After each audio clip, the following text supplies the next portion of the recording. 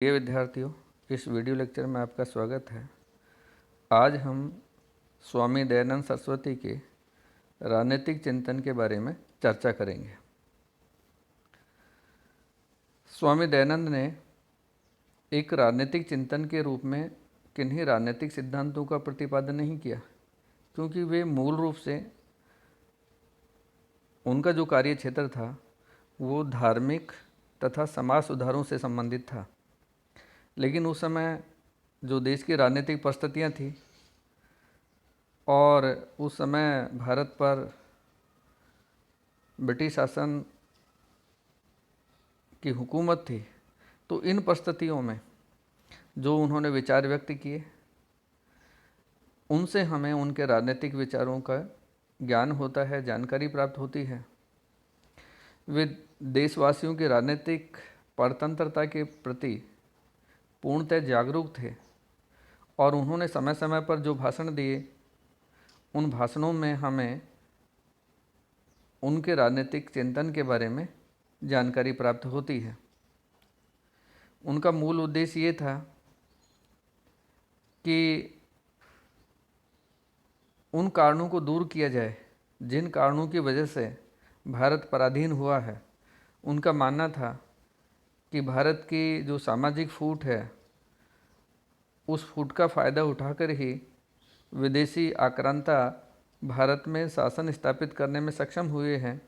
इसलिए वो चाहते थे कि हिंदू समाज में जो बुराइयां हैं वो समाप्त हों, स्वतंत्रता, समानता और बंधुत्व की भावना समाज में स्थापित हो और सामाजिक कल्याण का कार्य कर कर लोगों को मानसिक परतंत्रता से छुटकारा दिलाकर राजनीतिक स्वतंत्रता का वो मार्ग प्रशस्त करना चाहते थे। और राष्ट्रवाद का जो उनका विचार था वो इसी भावना से प्रेरित था। तो इस तरह से स्वामी दयानंद सरस्वती ने अपने विभिन्न भाषणों के माध्यम से जो विचार व्यक्त किए उनमें उनके राजनीतिक चिंतन के जो विविध पक्ष हमारे सामने आते हैं उनके बारे में हम चर्चा करेंगे। पहला है, उन्होंने व्यक्ति की स्वतंत्रता पर बल दिया। स्वामी दयानंद सरस्वती व्यक्ति की आत्मोन्नति के लिए पूर्ण स्वतंत्रता को आवश्यक मानते थे कि पूर्ण स्वतंत्रता के बिना व्यक्ति अपना सर्वांगीण विकास नहीं कर सकता है, उसकी आत्मा की उन्नति नहीं हो सकती है। तो इसके लिए वो व्यक्तिगत स्वतंत्रता को आवश्यक मानते थे। पूर्ण स्वतंत्रता का समर्थन करते हुए उन्होंने स्वच्छंदता का समर्थन नहीं किया। यानी पूर्ण स्वतंत्रता का मतलब ये नहीं है कि कोई व्यक्ति अपने इच्छा अनुसार या अपनी मनमर्जी के अनुसार कार्य करने लग जाए। तो वो चाहते थे कि स्वच्छंदता नहीं हो, मनमानापन नहीं हो, या केवल व्यक्ति अपनी स्वतंत्रता का ही ध्यान नहीं रखे, उसे साथ साथ दूसरे लोगों की स्वतंत्रता का भी ध्यान रखना चाहिए। उन्होंने सामुदायिक हित और सामाजिक कल्याण के लिए राज्य द्वारा व्यक्ति की स्वतंत्रता पर लगाए प्रतिबंधों को उचित माना है। स्वामी दयानंद सरस्वती का मानना था कि यदि राज्य के द्वारा सामाजिक हित में व्यक्ति की स्वतंत्रता पर प्रतिबंध लगाया जाता है तो वो अनुचित नहीं है, उससे स्वतंत्रता का निषेध नहीं होता है, क्योंकि व्यक्ति की स्वतंत्रता में और सामाजिक हित में कोई विरोधाभास नहीं है। उनका मत था कि प्रत्येक को अपनी उन्नति से ही संतुष्ट नहीं रहना चाहिए, अपितु सबकी उन्नति में ही अपनी उन्नति समझी जानी चाहिए। राज्य के लोक कल्याणकारी स्वरूप का समर्थन। स्वामी दयानंद सरस्वती ने पाश्चात्य विचारकों की भांति राज्य के हस्तक्षेप सिद्धांत का समर्थन नहीं किया है। स्वामी दयानंद सरस्वती ने राज्य को व्यक्ति के नैतिक और भौतिक कल्याण के लिए आवश्यक माना है। दयानंद सरस्वती का मानना था कि राज्य का प्रमुख कार्य मनु और कौटिल्य की भांति उन्होंने अप्राप्त की प्राप्ति, प्राप्त के संरक्षण और संरक्षित के संवर्धन तथा संवर्धन को पात्रता के अनुसार समुदाय में न्याय सम्मत वितरण को राज्य का मूल प्रयोजन उन्होंने घोषित किया। स्वामी दयानंद सरस्वती ने पुत्र के समान प्रजा का पालन करना, शिक्षा की व्यवस्था करना, कृषि, व्यापार, वाणिज्य का विकास करना, प्रजा के आंतरिक और बाह्य संकटों से रक्षा करना, प्रजा के आचरण को धर्म के अनुसार संचालित कर नैतिक विकास करना राजा का प्रमुख दायित्व माना है। तो स्वामी दयानंद सरस्वती ने जो राज्य के संबंध में जो बातें कही, उससे हमें राज्य के लोक कल्याणकारी स्वरूप का दर्शन होता है, आभास होता है। वो इस बात से बिल्कुल भी सहमत नहीं थे कि राज्य को हस्तक्षेप की नीति का पालन करना चाहिए। उनका मत था कि राज्य को व्यक्ति के नैतिक और भौतिक कल्याण के लिए जो ज़रूरी हैं, जो आवश्यक चीज़ें हैं, उनका प्रयास करते रहना चाहिए।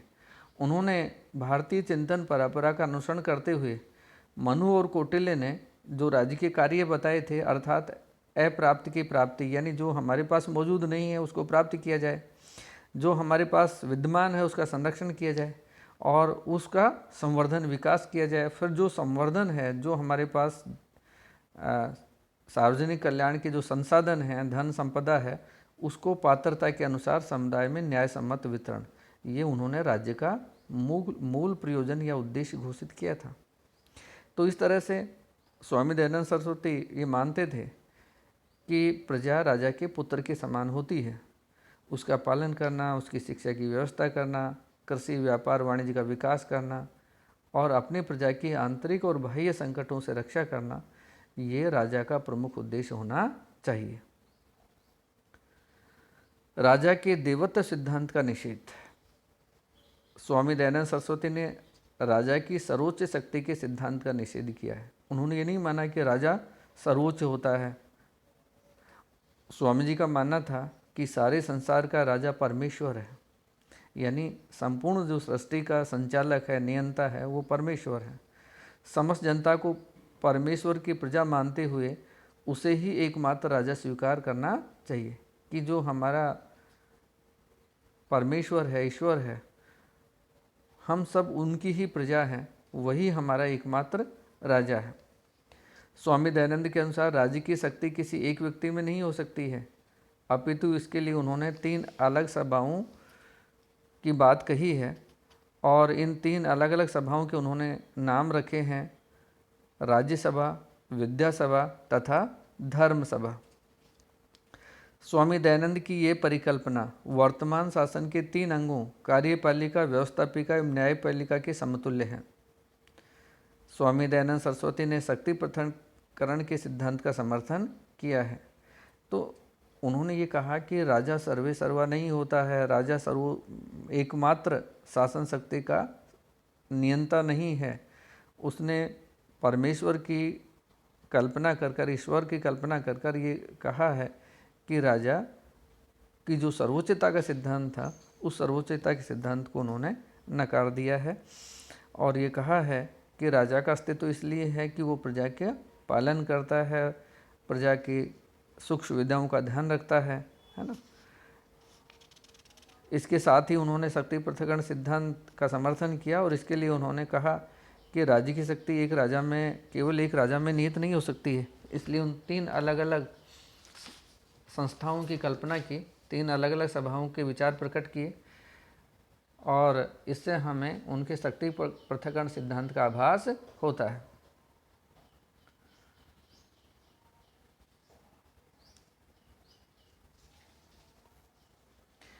प्रशासन की विकेंद्रीकृत व्यवस्था। स्वामी दयानंद सरस्वती ने शासन के विकेंद्रीकरण का समर्थन किया है, यानी उनका मानना था कि शासन शक्ति किसी एक व्यक्ति के हाथों में नहीं होनी चाहिए, एक जगह केंद्रित नहीं होनी चाहिए, बल्कि वो विकेंद्रीकृत हो। उन्होंने प्रशासन की प्राथमिक इकाई ग्राम को मानते हुए राज्य को ग्रामों का एक संघ माना है कि जो प्रशासन की जो आधारभूत इकाई है, मूल इकाई है, वो गांव है और राज्य है वो ग्रामों का एक संघ है। ग्राम के प्रशासन के संचालन के लिए ग्राम पति को उत्तरदायी माना है कि प्रत्येक ग्राम के शासन का संचालन का कार्य जिस अधिकारी के द्वारा किया जाएगा उसका नाम उन्होंने ग्राम पति रखा है। 10 गांवों के लिए एक अधिकारी नियुक्त किया जाएगा जो इन गांवों के प्रशासन के देखभाल करे। तो उन्होंने कहा कि जिस तरह एक 10 कुल गांव होंगे उनका एक अधिकारी होगा और वो अपने अधीन आने वाले 10 गांवों के प्रशासन का देखभाल करने का कार्य करेगा। इसी तरह से उसने 20 गांवों का अधिकारी, 10 गांवों के अधिकारी के ऊपर 20 गांवों का अधिकारी होगा जो 10 गांवों के अधिकारियों के कार्यों पर निगरानी और नियंत्रण का कार्य करेगा। 20 ग्रामों के ऊपर निगरानी और नियंत्रण के लिए 100 ग्रामों का संगठन होगा और 100 ग्रामों के ऊपर सहस्त्र ग्रामों का संगठन होगा, यानी 1000 ग्रामों का संगठन होगा, जो अपने अधीन आने वाले 100 ग्रामों के अधिकारियों के कार्यों का निरीक्षण और पर्यवेक्षण करेंगे। इस प्रकार उत्तरोत्तर वृत्त संगठनों में किसी स्तर पर 3 सभाएं होंगी, जिनका नाम राज्यसभा, विधानसभा, धर्म सभा होगा। ये सब राष्ट्रीय स्तर पर प्रशासन का संचालन करेंगे। तो स्वामी दयानंद सरस्वती ने प्रशासन के बारे में जो विचार व्यक्त किए हैं, उन विचारों से हमें विकेंद्रीकृत शासन व्यवस्था का आभास होता है, विकेंद्रीकृत शासन व्यवस्था का दर्शन मिलता है। उन्होंने कहा कि शासन की जो मूल इकाई होगी वो गांव होगी और गांव के शासन का देखभाल करने का जो अधिकारी होगा वो ग्रामपति होगा। इस तरह से फिर 10 गांवों को मिलाकर एक अधिकारी नियुक्त किया जाएगा जो 10 गांवों के ऊपर शासन के नियंत्रण का कार्य करेगा। इस तरह से 20 गांवों का जो अधिकारी होगा वो 10 गांवों के अधिकारियों पर निगरानी और नियंत्रण का कार्य करेगा।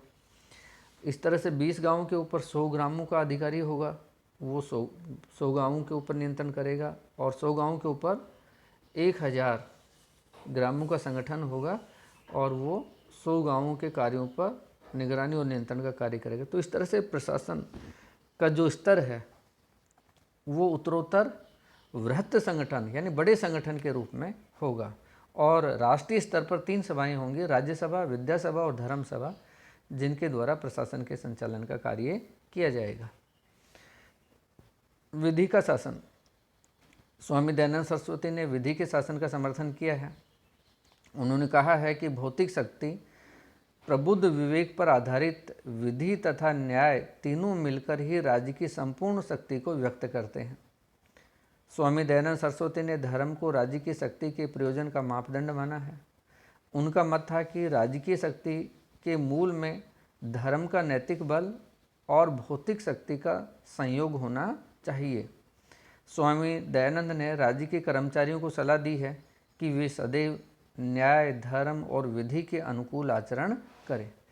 तो स्वामी दयानंद सरस्वती ने जो शासन के बारे में विचार व्यक्त किए, उन्होंने विधि के शासन का समर्थन किया और उन्होंने कहा कि भौतिक शक्ति के ऊपर प्रबुद्ध विवेक पर आधारित विधि और न्याय का शासन होना चाहिए। यानी किसी व्यक्ति की इच्छा शासन का आधार नहीं हो सकती है, बल्कि प्रबुद्ध विवेक पर आधारित विधि ही शासन की शक्ति का आधार हो सकती है। इस बात का उन्होंने समर्थन किया और इसके लिए उन्होंने धर्म को राज्य की शक्ति के प्रयोग का मापदंड माना कि विधि भी किस पर आधारित होनी चाहिए, धर्म पर आधारित होनी चाहिए।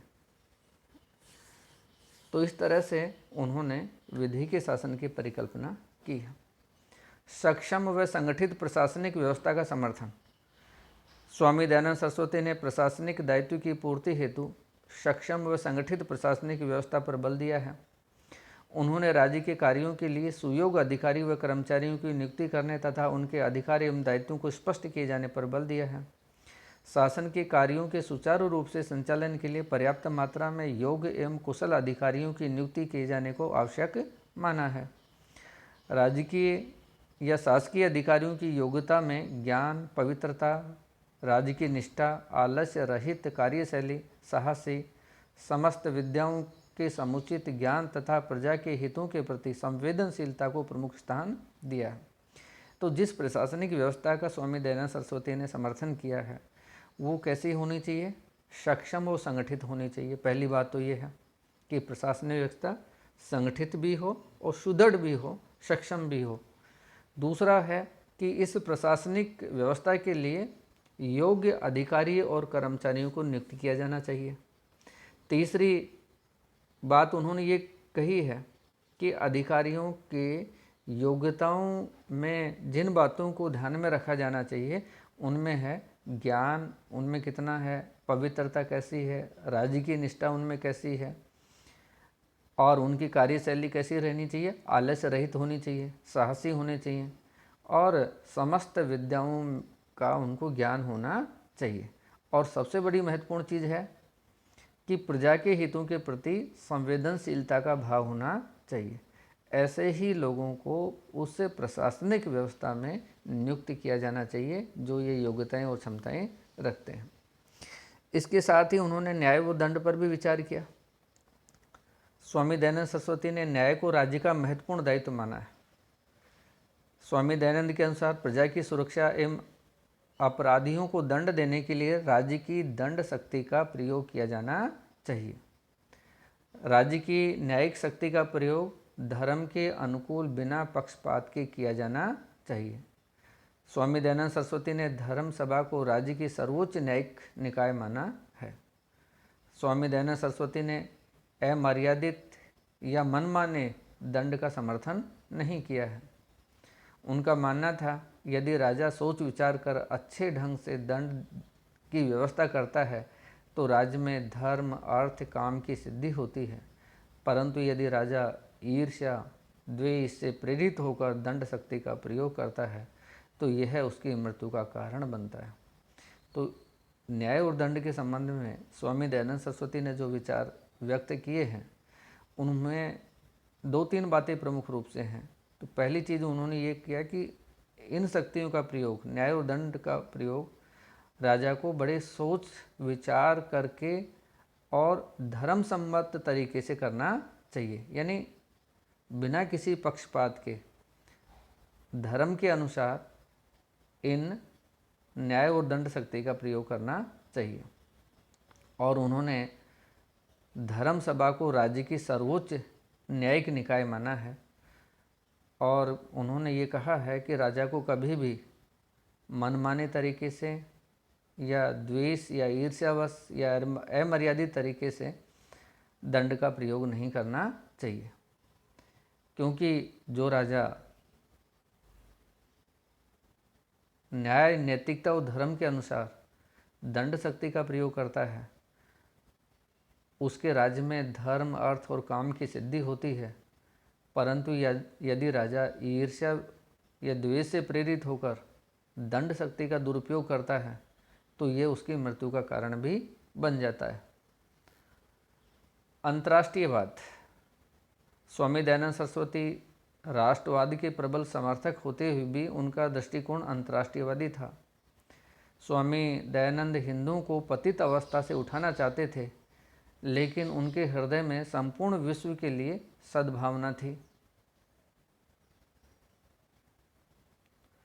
स्वामी दयानंद सरस्वती ने हिंदू मुस्लिम एकता पर बल दिया और कहा कि दोनों जातियों के मिलजुल कर कार्य करने से देश का विकास होगा। उनका मत था कि सभी धर्म अपने विभिन्न मान्यताओं के साथ जीवित रह सकते हैं। स्वामी जी की आपत्ति इस बात को लेकर थी कि इस्लाम और ईसाई तत्व हिंदू धर्म पर आक्रमण कर रहे थे, इसलिए उन्होंने बचाव के लिए प्रत्यक्ष आक्रमण के शस्त्र का सहारा लिया। स्वामी दयानंद ने में मानवता और विश्व बंधुता के प्रति अटूट आस्था थी तथा इसकी पूर्ति की दिशा में वे काम करने के लिए सदैव प्रयासरत रहते थे। तो इसमें हमें ये स्पष्ट है कि जो स्वामी दयानंद सरस्वती ने के जो विचार हैं उन विचारों से कभी ऐसा लगता है कि वो एक केवल राष्ट्रवादी थे और राष्ट्रवादी में संकीर्ण राष्ट्रवाद की बात करते थे, लेकिन ऐसा नहीं था। उनका राष्ट्रवाद अंतर्राष्ट्रीयवाद का विरोधी नहीं था बल्कि उसका पूरक था। स्वामी दयानंद सरस्वती ने भारतीय राष्ट्रवाद का जो नारा दिया था उनका उद्देश्य ये था कि हिंदू धर्म में जो भी सामाजिक धार्मिक बुराइयां आ गई हैं, उनका जीवन जो पतित अवस्था तक पहुंच गया है, उसको वो उठाना चाहते थे और इस आधार पर समाज में जो विघटन है, जो एकता नष्ट हो गई है, उसको पुनः कायम करना चाहते थे। लेकिन वो कभी भी किसी दूसरे धर्म के विरोधी नहीं थे। वो नहीं चाहते थे, उनका मत था कि भारत में ईसाई और भारत में हिंदू मुस्लिम एकता से रहें, क्योंकि यदि ये दोनों धर्म आपस में प्रेम और भाईचारे से रहेंगे तो ऐसा करने से भारत का विकास तेज़ी से होगा।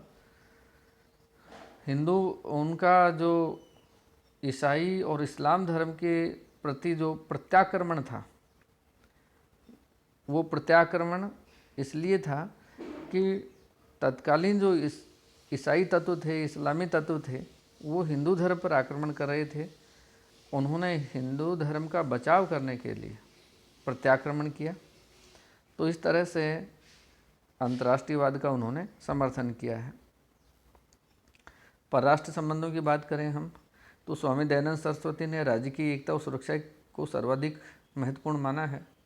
उन्होंने राज्य की सुरक्षा को समुचित महत्व देते हुए राजा को परामर्श दिया है कि उसे अन्य राज्यों के साथ सद्भावना पूर्ण संबंध स्थापित करने चाहिए ताकि अनावश्यक संघर्षों से बचा जा सके। स्वामी दयानंद सरस्वती ने अंतर्राज्य नीति के निर्धारण के लिए उपायों साम, दाम, दंड और भेद, ये प्राचीन जो उपाय हैं जिनका उल्लेख मनु, कौटिल्य और शुक्र ने किया है, उनका स्वामी दयानंद सरस्वती ने भी समर्थन किया है। षड्गुण नीति का विवेक सम्मत उपयोग करने का परामर्श दिया है। उन्होंने दूत व्यवस्था, सॉरी ये मिस प्रिंट है, इसको ठीक कर लेते हैं अपन।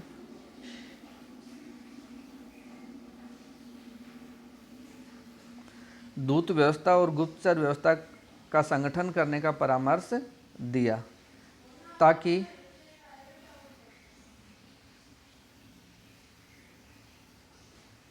राज्य की गतिविधियों का निरंतर ज्ञान प्राप्त होता रहे तथा प्राप्त सूचनाओं के अनुसार नीतियों को अधिक उपयोगी बनाया जा सके। स्वामी दयानंद सरस्वती ने राज्य को अपने सैनिक शक्ति को संगठित करने का परामर्श दिया, परंतु साथ ही उन्होंने राजा को आक्रामक नीति अपनाने का परामर्श नहीं दिया। तो स्वामी दयानंद सरस्वती के जो विचार हैं, इन विचारों से हमें उनके अंतर्राष्ट्रीयवाद के दर्शन हमें देखने को मिल जाते हैं। तो इस तरह से स्वामी दयानंद सरस्वती ने का मुख्य जो कार्य था वो धार्मिक चिंतन था, लेकिन फिर भी उन्होंने समय समय पर अपने भाषणों के माध्यम से जो विचार व्यक्त किए हैं उनसे हमें उनके राजनीतिक दर्शन का ज्ञान होता है और उनका राजनीतिक दर्शन निश्चित रूप से बहुत परिपक्व दिखाई देता है।